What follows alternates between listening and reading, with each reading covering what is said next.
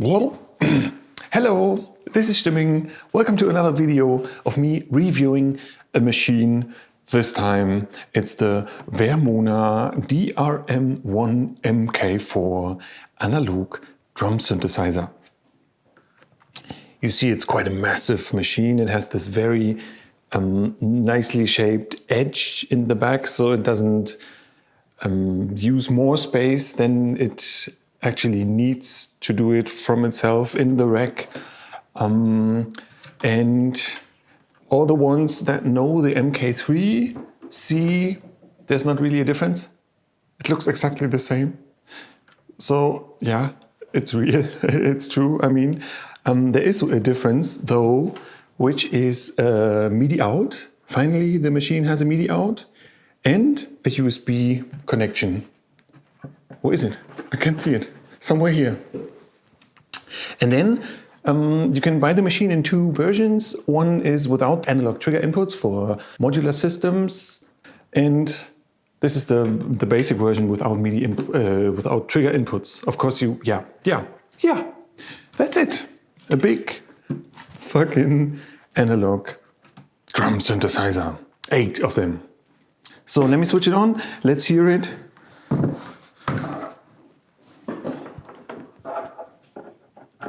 Oh, and there's also a difference. The power supply is a worldwide power supply, which can handle 110 to 220 volts.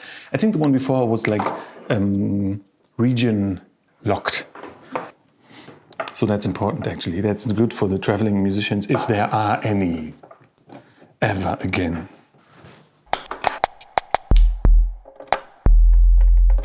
So, the Vermona. It's an analog drum synthesizer, but it's not one synthesizer, it's 8 synthesizers, which are specialized for a specific task. Here on the left you see kick, drum 1, drum 2, which are basically the same. A multi-synthesizer, a snare synthesizer, 2 hi-hats, which are also the same, and a clap.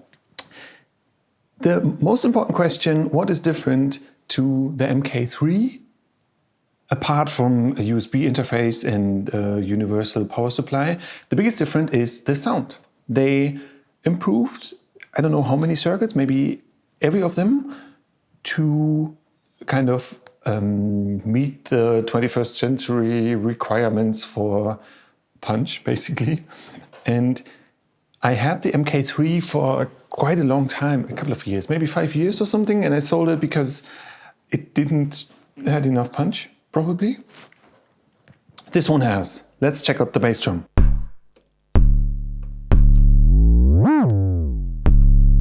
Oh, and okay, so the pure bass drum without bend, anything, just the pure tone.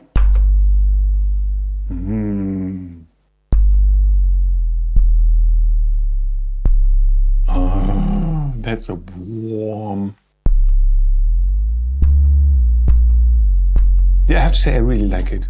I was very happy to hear that bass drum because I remember that even when I have a specific taste in bass drums, they all have to be powerful in its wave form, but not in an aggressive way.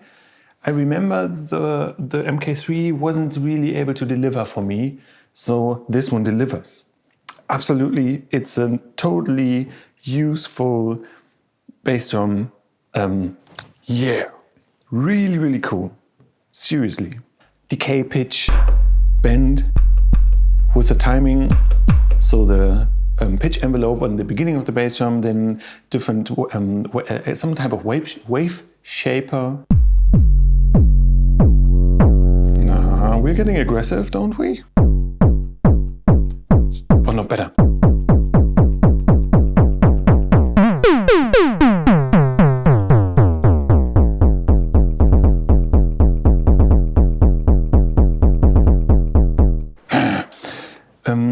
Noise. Let's get back to normal. Sorry for that. Maybe it was too much of Matete.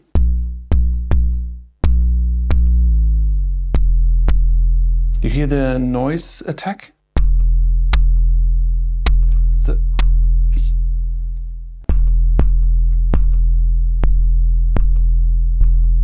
You hear that?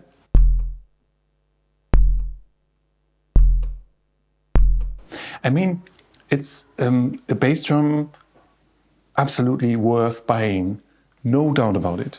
Seriously. As I understood, the first product Vermona put on the market under this brand, which is a very old Eastern Germany DDR brand, and they launched it again in '95 or something with one percussion synthesizer, and that's the drum path. That's the drum synthesizer. It can do a kick drum.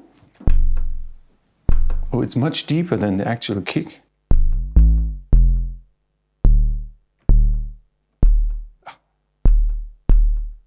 Yeah.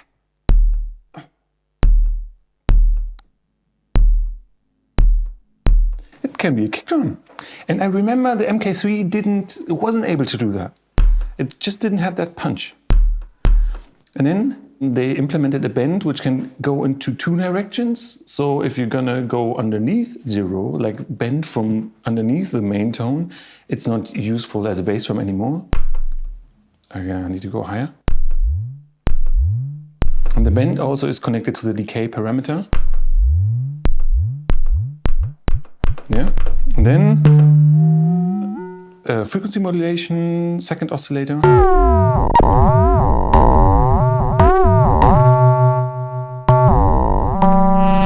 And a wave shaper, those two. Then a multi, which is 3 oscillators. I mean, I didn't really get it how. Okay, I just show you. I don't want to judge it for now.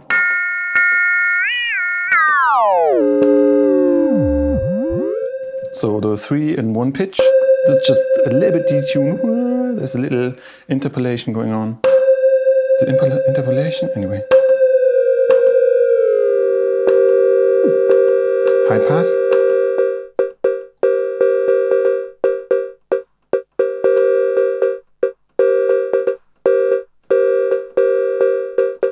It's nice. It also has this bend.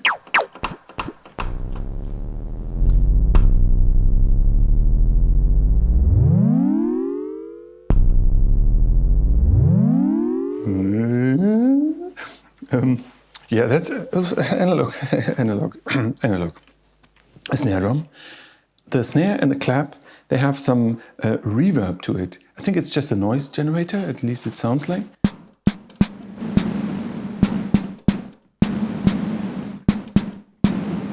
Then it has a noise on top of the snare, tone.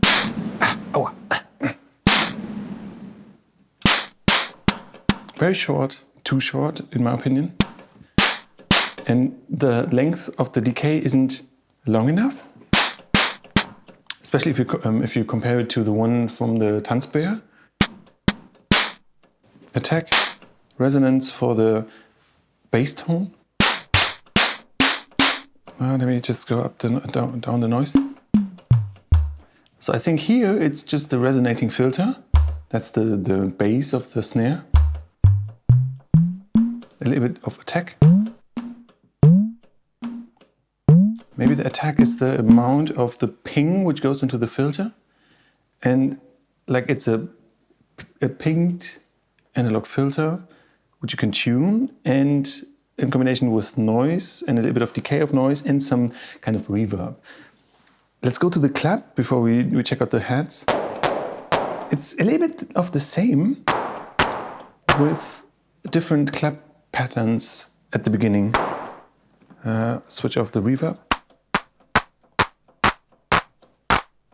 Here it's a very short transient pattern in the beginning of the clap, and at the end it's just getting longer. It's not, I don't hear different patterns actually.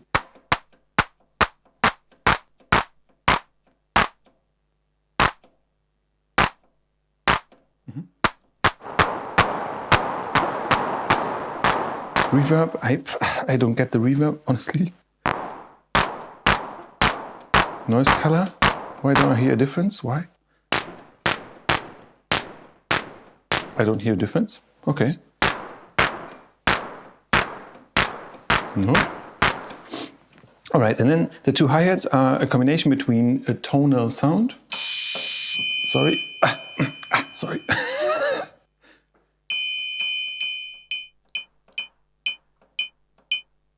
So that's that. You can pitch that sound.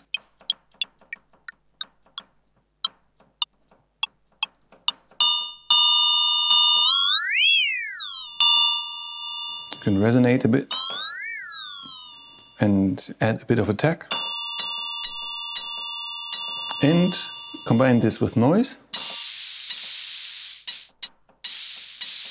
The attack is independent from the tone. I think it's just an opening the tone. It's a dedicated envelope for the VCA to open the tone, but very shortly. Yeah, in combination with noise. And you can filter that noise. And you can bend the tone, or you can also bend the filter a bit. So especially those decay and bend parameters, they are velocity sensitive. So if you play this machine with an external sequencer, it reacts on velocity quite nicely, actually.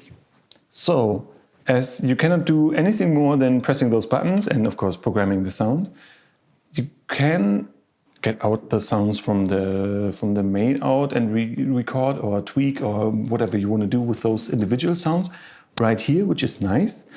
And there's the phone's output, which mirrors the stereo output from the back. It's a unbalanced output, so yeah, you need to know it's an unbalanced output. At least you heard about it. Okay, so I got the Digitact, the Mighty Digitact, which is going to sequence this, and I found out a couple of things while using it or while trying it out. So first, it's really a definite improvement about the MK3.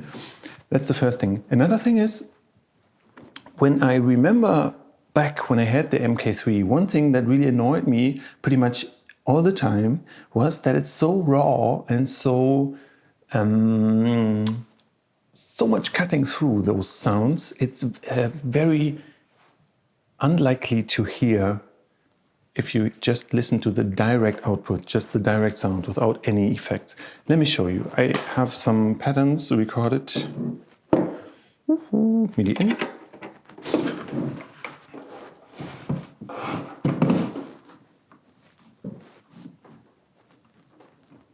Did I treat it nice?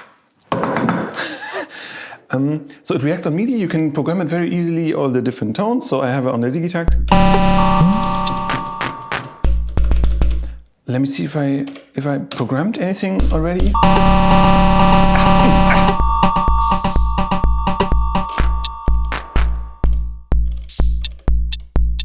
Okay.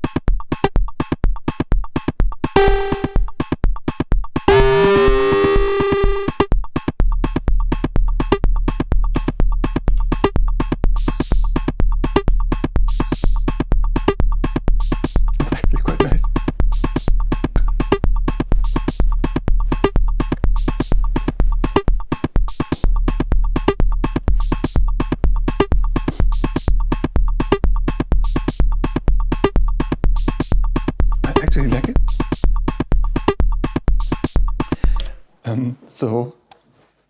Yeah, I liked it.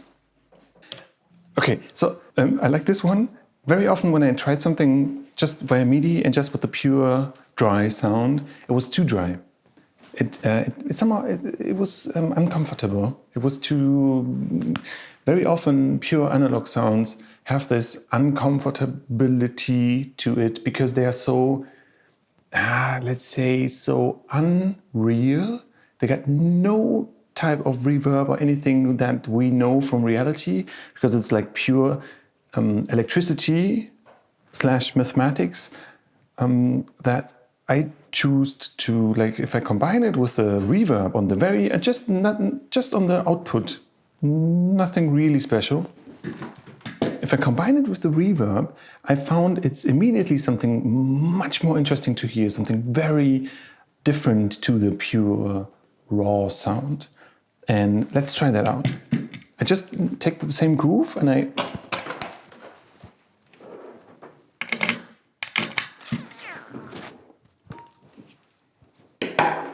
that was the input. Output.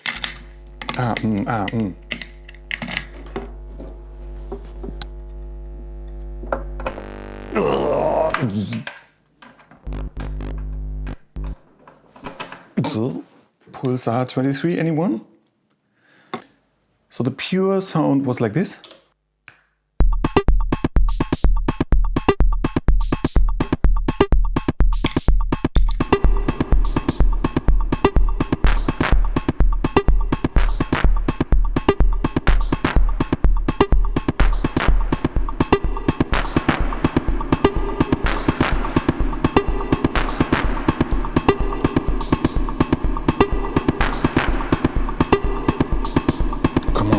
Oh, come on, what's up?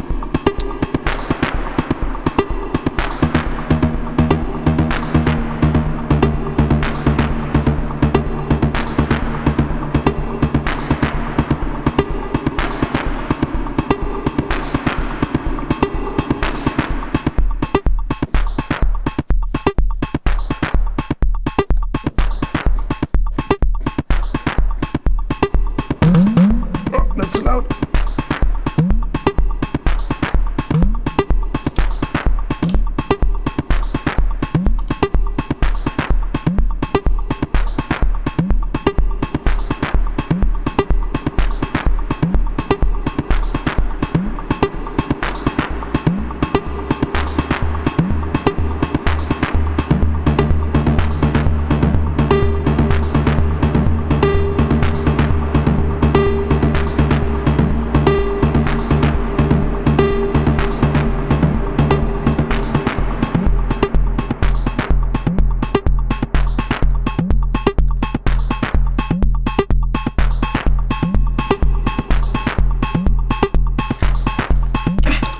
See, it's suddenly much more fun immediately. It's like I learned this thing in combination with effects becomes something very powerful immediately. So this drum synthesizer, just in itself, like what the? But in a room,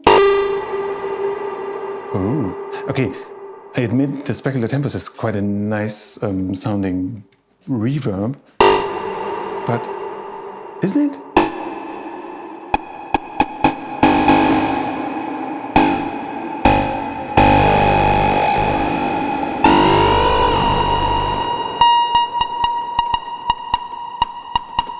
Let me try another one.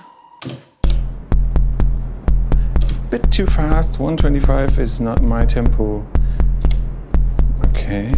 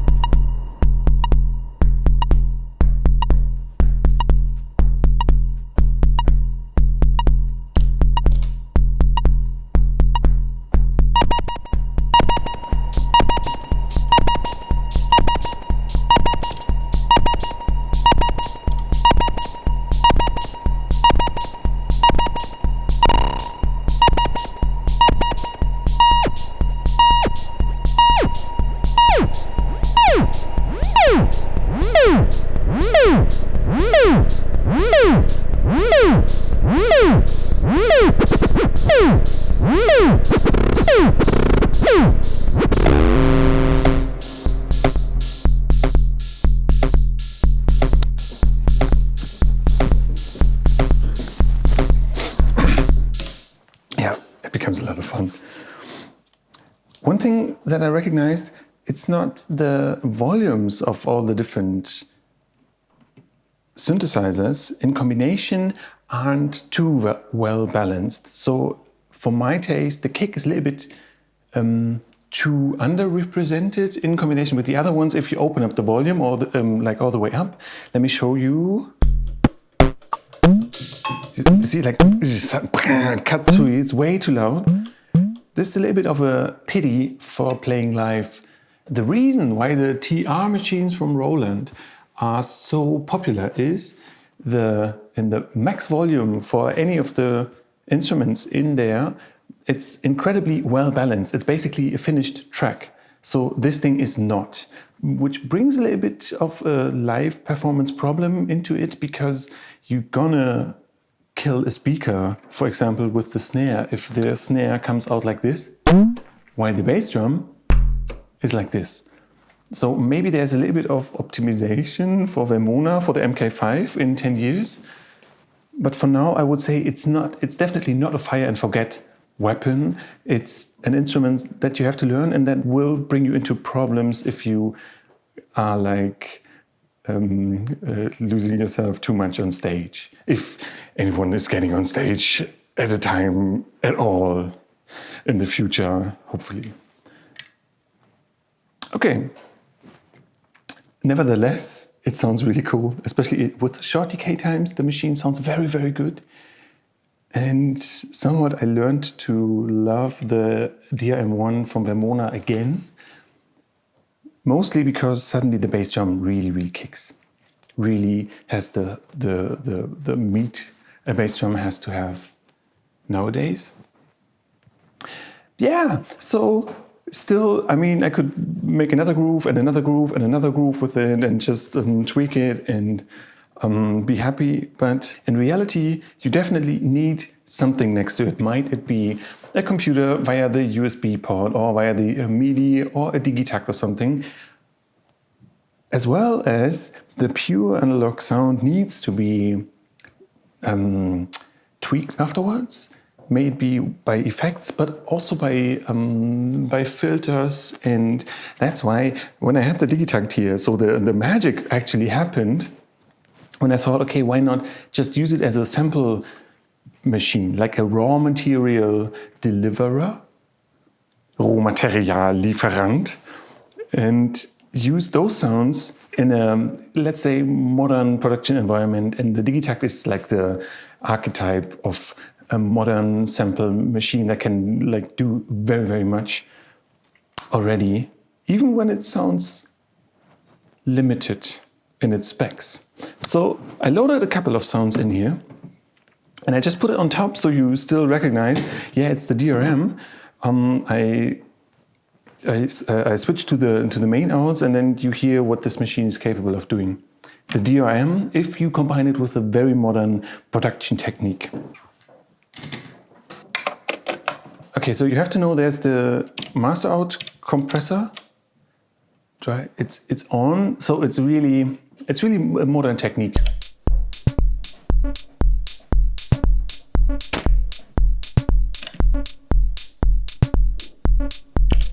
Just a standard house sound.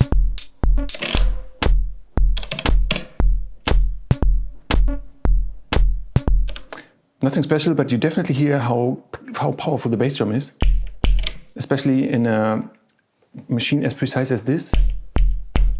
It's actually so precise that the attack is too strong in here. So I needed to grind it off a bit. Another.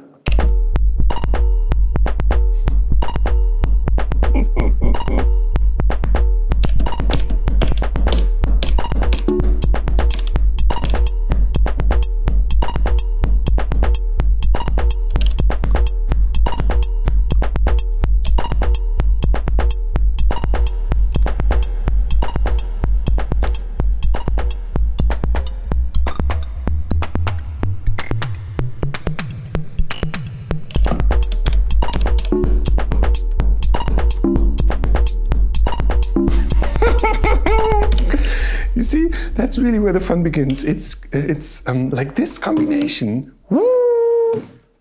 Okay, another one. Pretty much the same sounds. Loud. Too loud actually.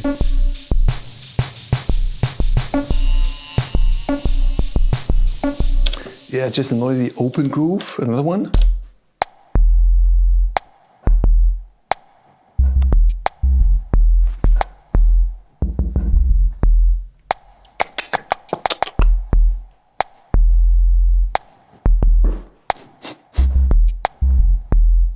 Okay, and then I yesterday evening I did two, which are combined.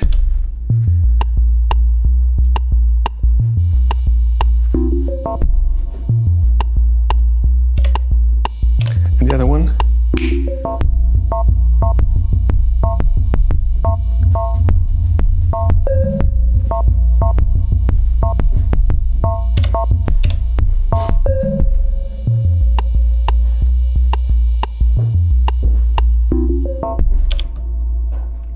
Yeah, this is really, really cool. Seriously. So, to sum it all up, I say, if you look at this machine as a delivery guy for raw material, for very pure raw stones that you still need to grind and put it into place, it's very good. If you want to do a live performance with it, then practice. And if you're looking for a machine that can do basically anything, don't buy it. It's like you really have to like what I made with it. You don't have to like me, but you have to like the appearance of the sound. If you can feel yourself comfortable in those range of percussion sounds, then the machine is for you. If it's still, even with the affected ones, if it's still too somewhat artificial or too raw, then the machine is not for you. Because the way it's built kind of reflects how it sounds. It's very stable, very solid, still a bit industrial, not a warm wooden body you would feel comfortable in touching. So that's the way it sounds, and that's what you get, and it's pretty cool. It costs 700 euros. The kick drum is really good. All the rest as well, but the kick drum is you made it very good, Vermona. Thanks for watching me again. I hope you enjoyed it as much as I enjoyed doing those grooves, and see you next time.